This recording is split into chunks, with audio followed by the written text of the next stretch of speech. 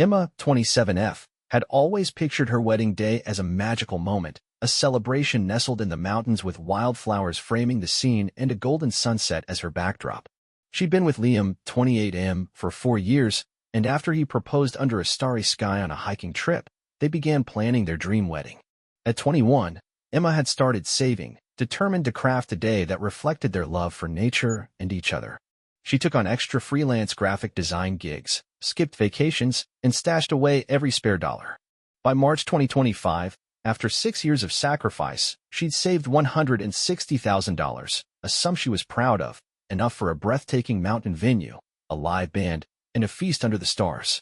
Liam, a practical and supportive partner, contributed what he could from his job as a high school science teacher, but Emma insisted on funding most of it. "This is my gift to us," she told him, her hazel eyes sparkling with excitement. They spent evenings poring over venue websites, debating between rustic lodges and open-air clearings. Emma even designed their invitations herself, sketching pine trees and peaks in delicate watercolor strokes. It wasn't just about the wedding. It was about building a memory they'd cherish forever. But Emma's family didn't share her vision. Her parents, Margaret and Paul, often dismissed her plans as extravagant, hinting that weddings were a waste of money. Her older sister, Chloe, 30F, was even less supportive, rolling her eyes whenever Emma mentioned her savings. Chloe had married young, had a courthouse ceremony, and frequently bragged about her practical choices. Emma brushed off their comments, assuming they'd come around once they saw how much the day meant to her. She'd always been the peacemaker in the family, the one who smoothed over arguments and lent a hand when needed. Little did she know that generosity would soon be her undoing. As the wedding date, set for September 2025, approached, Emma felt a mix of nerves and joy. She and Liam had booked a stunning mountain lodge with a view of the valley, and she'd just put down a deposit. Everything was falling into place. Or so she thought. One rainy afternoon in April, Emma's phone buzzed with a call from her mother, Margaret. Her voice was shaky, laced with panic. "Emma, it's your father. He's sick, really sick. We need your help." Margaret explained that Paul had been diagnosed with a rare heart condition, one that required an experimental surgery not covered by their insurance. The cost? $145,000. "The doctors say it's urgent," she sobbed. "We don't have that kind of money." Emma's stomach dropped. She adored her father, a quiet man who'd taught her to ride a bike and cheered at her school art shows. The thought of losing him was unbearable. "Of course I'll help," she said, her voice trembling. Liam, who'd been grading papers nearby, looked up with concern as she relayed the news. "We'll figure it out," he assured her, squeezing her hand. But inside, Emma was reeling. That money, her wedding fund, was all she had. Over the next hour, she wrestled with the decision. The wedding was 5 months away.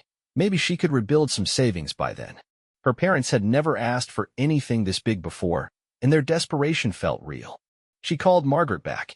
"I've got $145,000 in my savings. You can have it.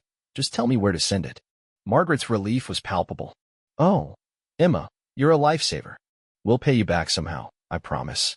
No timeline was set, no papers signed, just a mother's tearful gratitude. The transfer went through that evening. Emma stared at her depleted account balance, a hollow ache settling in her chest. Liam pulled her into a hug. "We'll still have our day," he said. "It won't be the same, but it'll be ours." She nodded, clinging to his optimism. She told herself it was worth it. Her father's life mattered more than a party.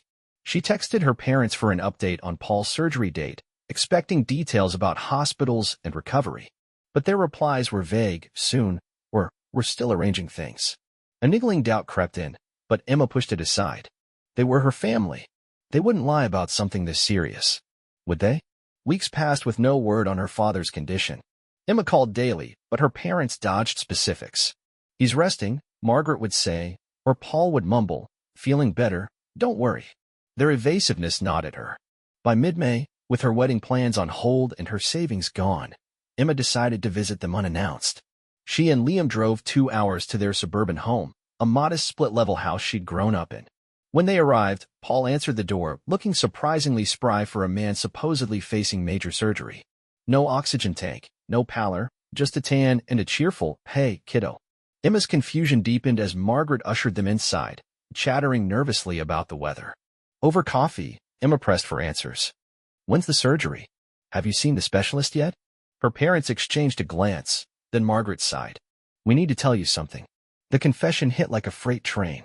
There was no heart condition, no surgery. They'd taken her $145,000 and given it to Chloe for a 3-month anniversary trip across Asia. She's been so stressed, Margaret explained, as if that justified it. Her job's been awful, and she and Mark needed this. Paul chimed in, "You're young, Emma. You can save again." Chloe couldn't wait. Emma sat frozen, her mug trembling in her hands. Liam's jaw tightened, but he stayed silent, letting her process. The details poured out. Chloe had planned a lavish tour, Tokyo, Bangkok, Bali, with 5-star hotels and private tours, all funded by Emma's sacrifice. "We knew you'd say no if we told you the truth," Margaret admitted, avoiding her gaze. "But family helps family, right?"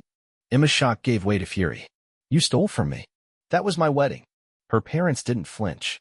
"Weddings are overrated," Paul said. Chloe's happiness was more urgent. They promised to repay her someday, but their tone suggested it was a hollow vow. Driving home, Emma cried, angry, heartbroken tears. Liam gripped the wheel, his knuckles white. "They're unbelievable," he muttered. "We'll figure this out, Em. I promise."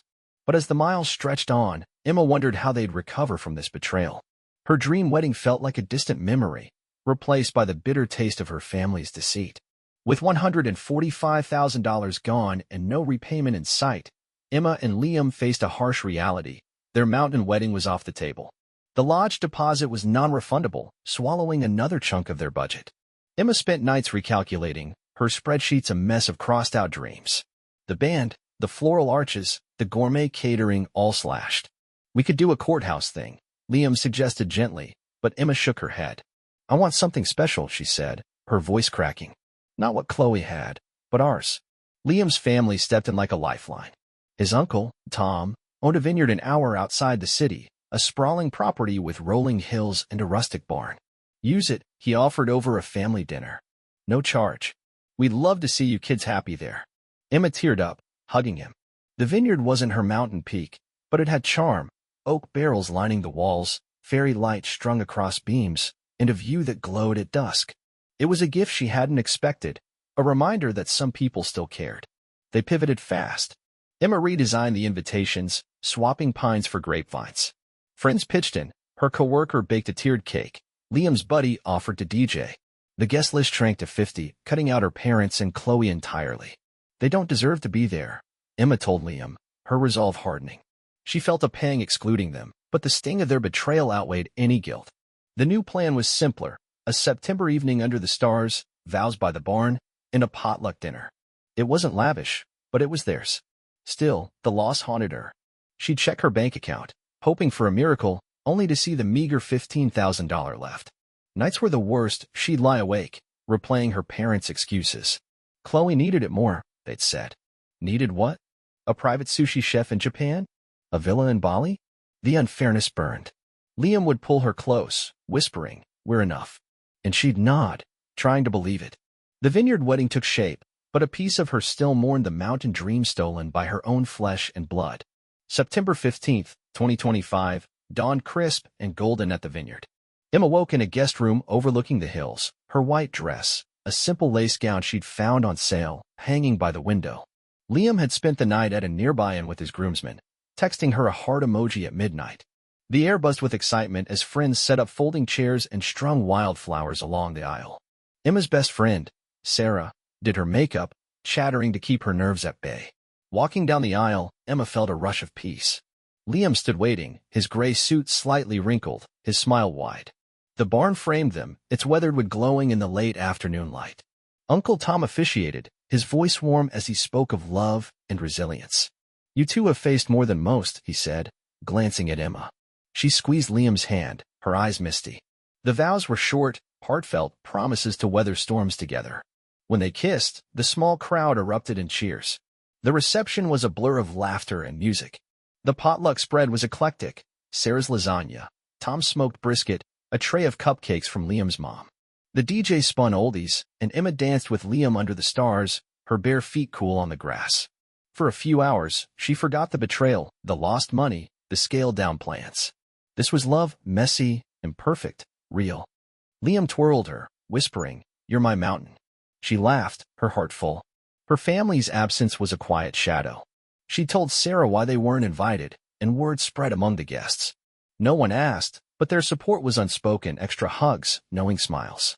As the night wound down, Emma and Liam sat on a hay bale, watching fireflies blink in the distance. "We did it," she said, leaning into him. "Yeah," he replied, kissing her forehead. "And it's just the beginning." The vineyard had given them a new start, but the wound of her parents' actions lingered, a scar she wasn't ready to forgive. The Monday after the wedding, Emma's phone lit up with missed calls from Margaret. She ignored them, still basking in the glow of her day, but curiosity won out. The voicemail was a tirade. "How dare you not invite us? Your own parents." "Chloe's devastated." Emma scoffed, deleting it. Hours later, Chloe texted, "You're so dramatic. It was just money, get over it." The entitlement reignited Emma's anger. She blocked them both, hands shaking. Liam found her pacing the kitchen of their tiny apartment. "They're pissed they weren't invited," she fumed. "After what they did." He pulled her into a hug. "They don't get it, Em. They never will." But the calls didn't stop. Paul left a guilt-tripping message. "We're family. You can't cut us out." Friends of her parents even chimed in, messaging her on X. Give them a chance to explain. Emma muted them all, her resolve firm. She'd given them chances, $145,000 worth, and they'd squandered it. Chloe's next move was a public post on X. "Some sisters care more about weddings than family. #ungrateful." Emma's jaw dropped at the audacity. Sarah screenshot it, texting, "She's delusional." Emma didn't respond online. She refused to stoop to Chloe's level, but the post stung. Her sister had turned her betrayal into a pity party, painting Emma as the villain. Margaret called again, sobbing, "You've torn us apart." Emma hung up, her chest tight. She'd expected pushback, but not this onslaught. Liam watched her spiral, then sat her down. "They're deflecting because they're guilty. Don't let them ruin what we've built." He was right, but the barrage hurt. Emma had always been the good daughter, the one who fixed things.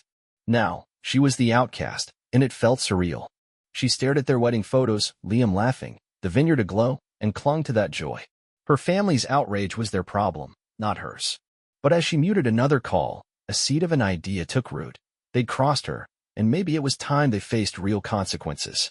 Liam had been stewing since the wedding, his quiet anger simmering beneath his calm exterior. 2 weeks later, over breakfast, he pitched an idea. "What if we get them to admit it in writing?" he said, spreading jam on toast. Emma raised an eyebrow. "They already did, verbally." "Yeah," he countered, "but we need proof. Something legal." His plan was simple but brilliant. Trick her family into confessing via email, then use it against them. He drafted a message from Emma's account, his teacher's knack for persuasion shining through. "Mom, Dad, Chloe, I miss you," it began. "I overreacted about the wedding.